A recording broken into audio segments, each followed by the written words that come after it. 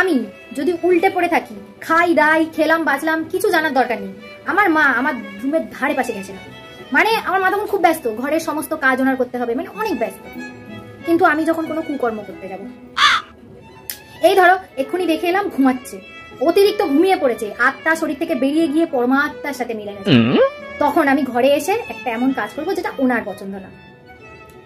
পেছন ঘুরে তাকাবো, এক কালী মূর্তি ধারণ করে এক মহিলা দাঁড়িয়ে আছে।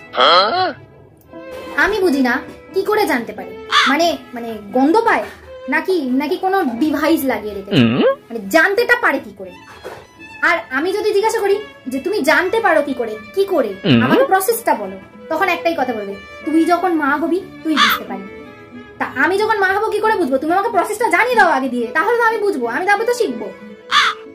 আর এই মুহূর্তে আমি যে ওনার নামে এত কথা বলছি, আমি এটা কেন বলতে পারছি জানো? আমি তো বাড়িতেই নেই, ওই জন্য বলছি।